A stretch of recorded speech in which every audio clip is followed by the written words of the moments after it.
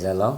ഇത്തിരി വചനമെന്ന ഈ ശുശ്രൂഷയിലേക്ക് നിങ്ങളെല്ലാവരെയും സന്തോഷത്തോടെ യേശു ക്രിസ്തുവിൻ്റെ നാമത്തിൽ സ്വാഗതം ചെയ്യുകയാണ്. ഹല്ലേലൂയ. രണ്ട് കൈയും വിട്ട് പ്രാർത്ഥിക്കുക എന്ന വിഷയമാണ് നമ്മളിന്ന് ചിന്തിക്കുന്നത്.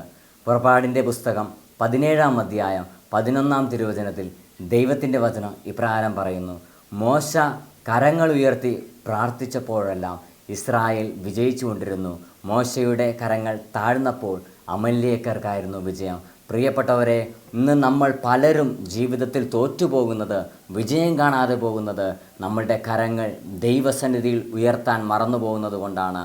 ആരെല്ലാം രണ്ട് കൈയും വിട്ട് രണ്ട് കരങ്ങളും ഉയർത്തി കർത്താവിൻ്റെ സന്നിധിയിൽ പ്രാർത്ഥിക്കുന്നുണ്ടോ അവർക്കെല്ലാവർക്കും ശത്രുക്കളുടെ മേലൊരു വിജയം കർത്താവ് നൽകും.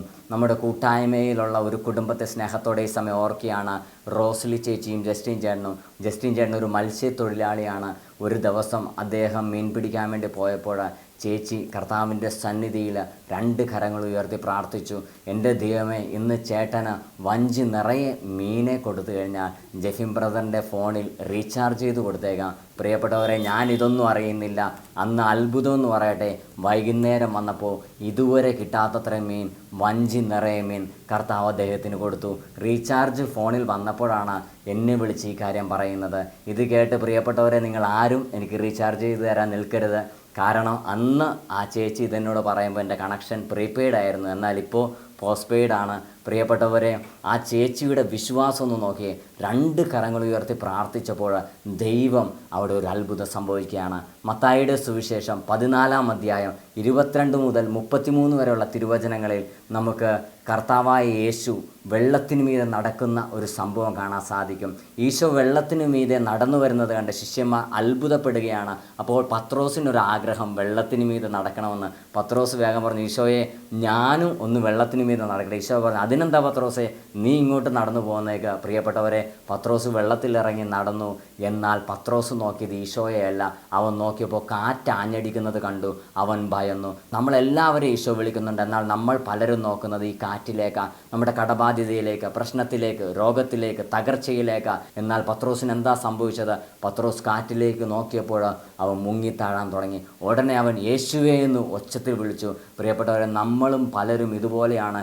എല്ലാ വഴികളും അടഞ്ഞ്, എല്ലാ വാതിലുകളും അടഞ്ഞു കഴിയുമ്പോഴാണ് കർത്താവിൻ്റെ അടുത്തേക്ക് വരുന്നത്. അപ്പോഴാണ് നമ്മൾ യേശുവേ എന്ന് വിളിക്കുന്നത്. എങ്കിൽ പിന്നെ ഇത് ആദ്യം തന്നെ വന്നിരുന്നെങ്കിലോ?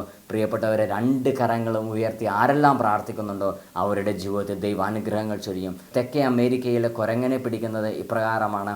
മരത്തിൻ്റെ ദ്വാരത്തിൽ കുരങ്ങന് ഇഷ്ടപ്പെട്ട ഭക്ഷണ സാധനങ്ങൾ വെക്കും. എന്നിട്ട് മനുഷ്യർ മാറി നിൽക്കും. പ്രിയപ്പെട്ടവരെ, പാവം കുരങ്ങൻ ഇതെടുക്കാൻ ആ പൊത്തിൽ കൈയിടും. അതിനുശേഷം ഈ ഭക്ഷണ സാധനങ്ങളെല്ലാം അവൻ പിടിച്ച് കൈയെടുക്കാൻ നോക്കുമ്പോൾ വരില്ല. അവന് ഒരു പക്ഷേ ആ ഭക്ഷണ സാധനങ്ങൾ അവിടെ ഇട്ടിട്ട് കൈ ഈസിയായിട്ട് എടുക്കാൻ പറ്റും, പക്ഷേ അവനത് ചെയ്യില്ല. ഈ മനുഷ്യർ വന്ന് ഈ കുരങ്ങനെ അടിച്ചടിച്ച് കൊല്ലുമ്പോഴും അവസാന സമയത്ത് പോലും ഈ കുരങ്ങൻ ഈ ഭക്ഷണ സാധനം, തൻ്റെ പ്രിയപ്പെട്ട ഭക്ഷണ സാധനം വിടില്ല. പ്രിയപ്പെട്ടവരെ, ഇതുപോലെ തന്നെയാണ് നമ്മൾ പലരും.